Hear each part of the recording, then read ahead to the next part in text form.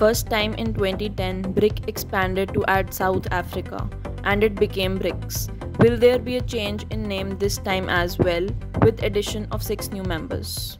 Yes, I think the name will change Right. because there's another organization, you might have heard about it, BIMSTEC. Yes, sir. Yeah. So it used to be BISTEC.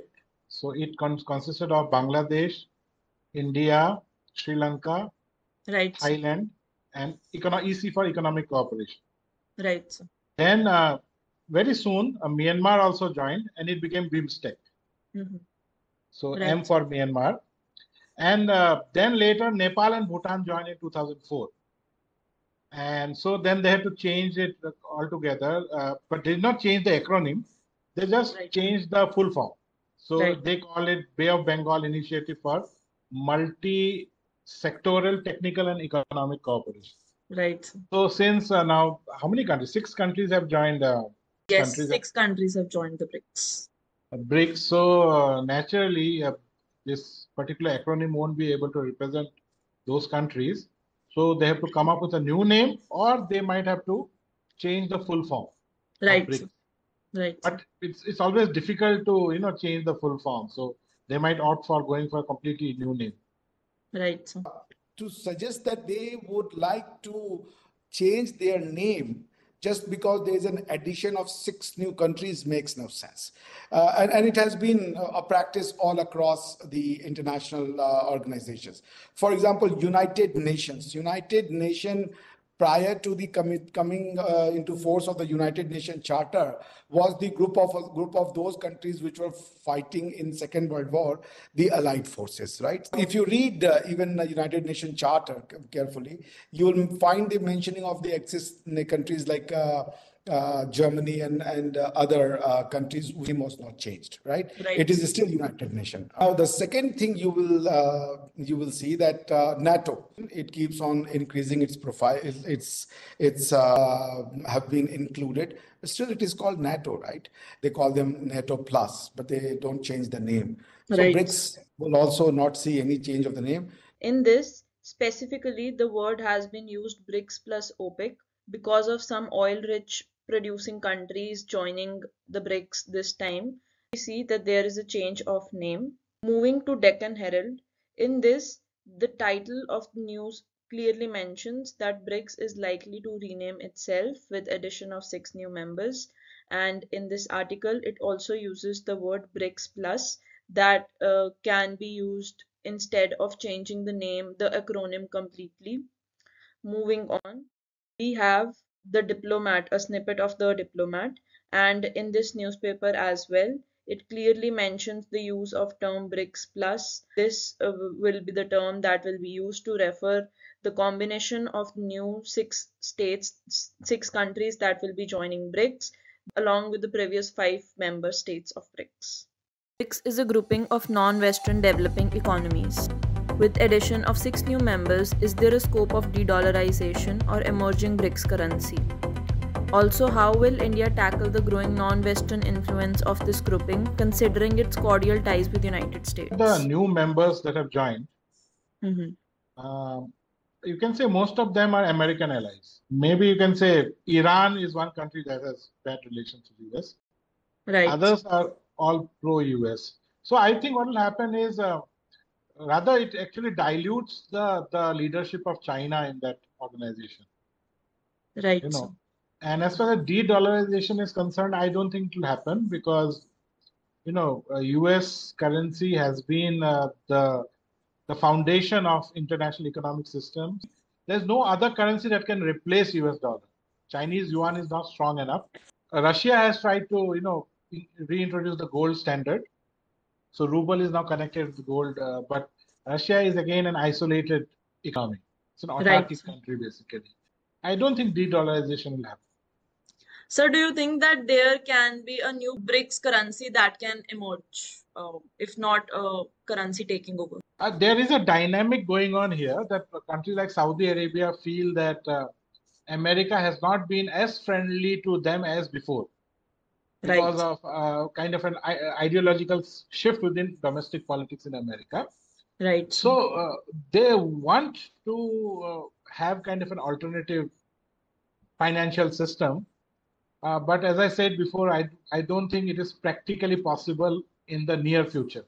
The de-dollarization of the international economic trade would be Right. something that will depend on the scheme that they want to look into in light of their internal interest. For example, in BRICS, not every country or not all of them are of the same economic development. China is excessively economically developed now. India's manufacturing contribution to the international community is still very minimal. So if there is a BRICS currency, and if India decides to do a trade between BRICS currency between India and China, uh, whether it will be accepted by the Chinese, because if Chinese want to sell it to Russia, does the Russia and China have the same amount of trade, external export and import that they have with the India? Dollarization would be an agenda, but coming up of currency, I think would be a problematic idea. But you never know, because even the bilateral currency trade is also a difficult issue. As you have seen recently, India and Russia has a big spat. Russia said that if you want to pay us in rupees for the oil, discounted oil that we are giving you, the problem is that what will we do of these rupees, because there is no taker of the rupees in the other market. Dollarization has already started, not to every extent, because there are so many countries which still accepts dollar for the purpose of of the trade and other issues. But yes, one of the agenda is, I think, unwritten, to de-dollarize it, to promote bilateral currency trade, and if possible, the evolution of ultimately a BRIC currency, at least for the BRIC nations. These three other snippets taken from Reuters, and in this it clearly mentions that expansion of BRICS might be a challenge to Western dominance, and this is also a strategy that Russia shares with China, that is to counter the influence of the West and capitalist world. It also mentions that some members of BRICS also support a multipolar global order instead of aligning with one of the ideologies. Brazil and India definitely try to foster closer ties with the West presently and will continue to do so even after the six new members join in the BRICS. Moving forward, uh, China could possibly become a heavy counterweight to West because of Iran that will now join BRICS, and Russia, which was already present, since they both align their interests with China and will try to counter the growing influence of the West. On, we have snippets from Al Jazeera that deals with the issue on de-dollarization. It states that de-dollarization isn't an issue as of now or isn't on the horizon. Rather, it will become an issue of concern once two of the three largest economies in the world start trading with each other without the use of US dollars. It is basically because the expansion of BRICS has been done with an initiative of making the trade within the member states of BRICS easier with the use of local currencies. And as a result of using the local currency, will result in eventual fall in the use of US dollar. These snippets have been taken from BBC, in which Sarang Shidor, who's a director of Global South program at Quincy Institute in Washington, states that the expansion of BRICS and eventual congregation of 11 members will not act as a replacement to US. Rather, it will be more of a complementary thing in which US and China will coexist, and the norms and ideologies of both the countries will coexist. However, the hegemony of the US will take a back seat. Further, he mentioned that it really was just a diplomatic gathering with some give and take. That is to say, that there was no influence of one particular country. Rather, the expansion of BRICS had other ideas at the back of it, had other reasons for expanding the BRICS. Moreover, he mentioned that out of six new members, none are seen as anti American states, which also answers the second question in the research proposition. He mentions that this group is not a group of anti American states because it has a diverse set of countries. There are some of them who are on the both side, some of them who are opponents, while some of them who are allies. There is no clear cut stance of any of the countries that will be joining the BRICS now. The rapid expansion of members could dilute the original purpose of BRICS, especially if bringing up more members means that China assumes the superior position.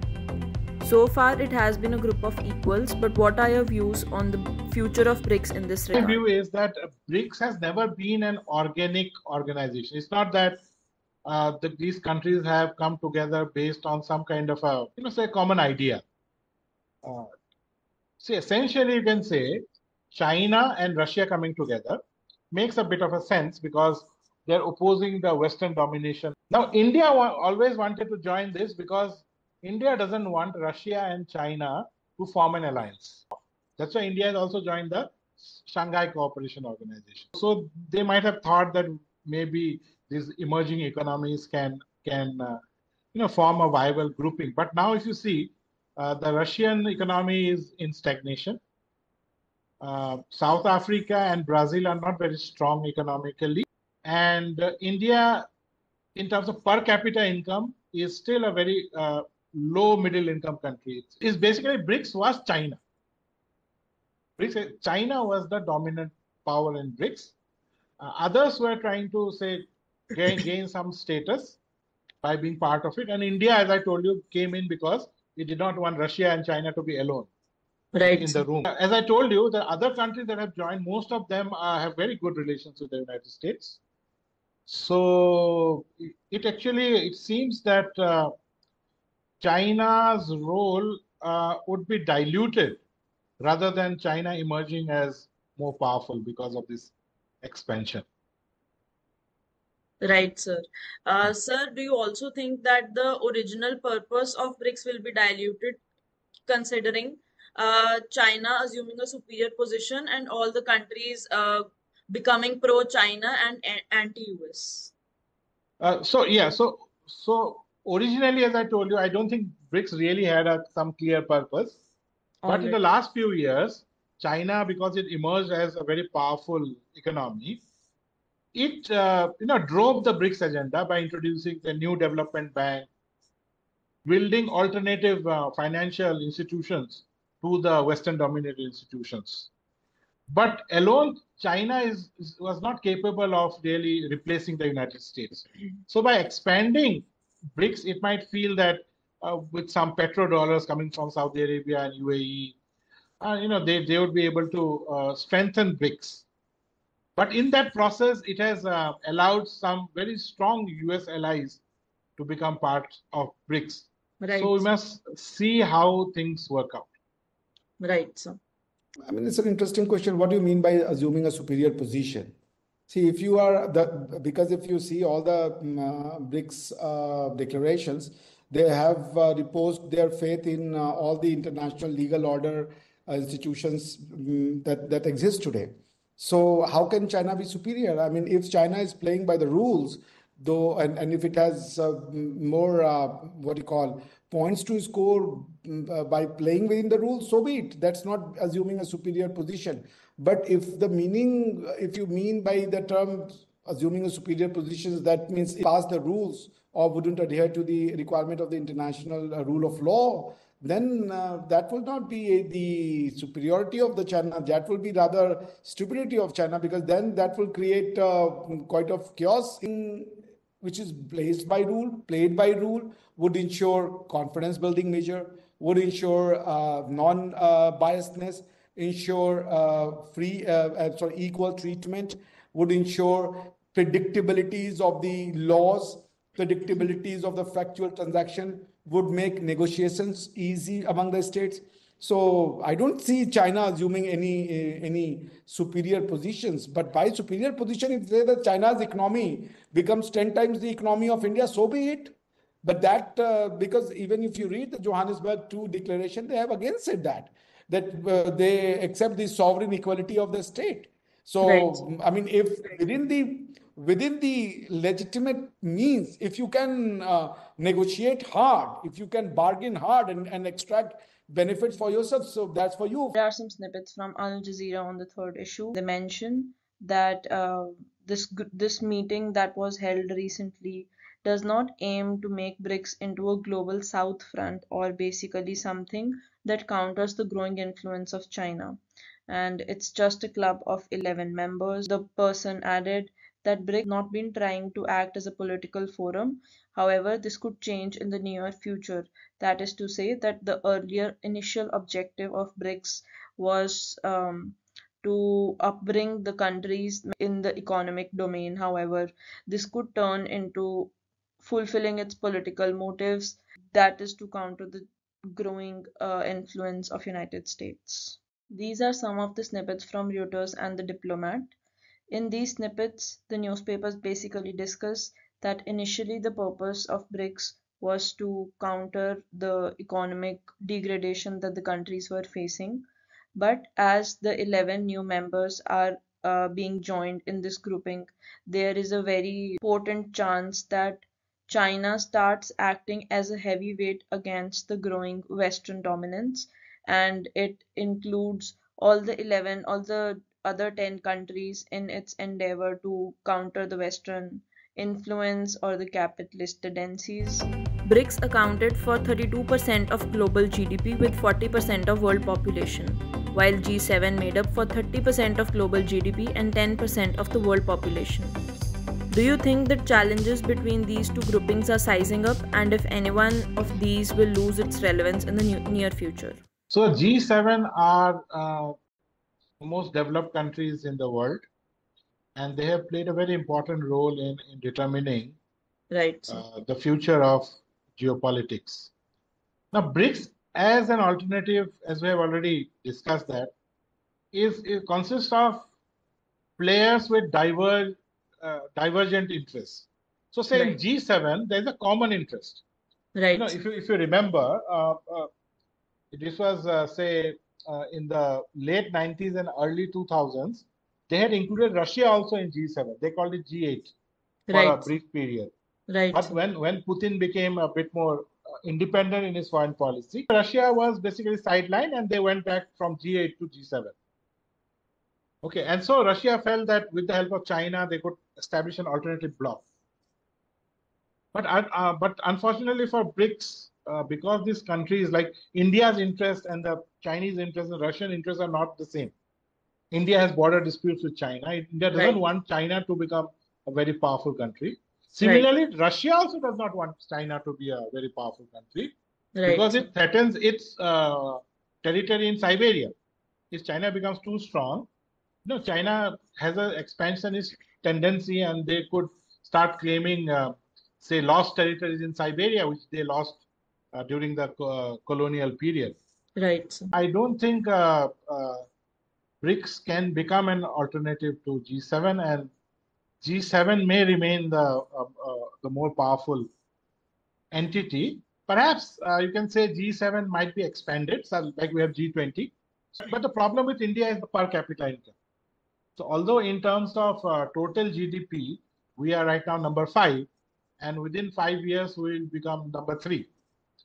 But if you divide that by our population, then we are a low middle income country. So it cannot be part of a rich country club like G7. Right. So I think for the short term, G7 would remain a powerful bloc led by United States. The problem with United States is not in terms of its capabilities. The problem is its internal politics. Internally, America is becoming weak because of the split in the American society. And that is the reason we see that, people are talking about American decline. Otherwise, if you look at the economy, the military, there's no match for the United States. There's adversarial position between these two statistics. G7, of course, is a Western civilization and the wealth of Western civilization. It wills 30% of the wealth of the world, but 10% of the population of the world. So it makes them richest. G20 cannot be seen outside the realm of G7 because G20 is the extension of the G7. G7 countries realized that despite they representing a substantial chunk of the international economy, GDP of international economy, they still do not represent the massive population which is left outside the Western civilization or G7 countries. So it was their idea to expand G7. And to say that, because all the members of the G7 are ipso facto party of the G20 also. There's not a single G7. So the 32%, see, an interesting thing, Shreya, if you will just notice in this Right. statistics, G21 includes G7, no doubt about it, right? Right. So Right. if G7 is the 30% of the world economy, and G21 is the 32% of the world economy, or if you are G20 of that time, G20 is the 32% of the economy. That means the another 11 countries only add up to 2% of the world economy, whereas they contribute 30% of the world population.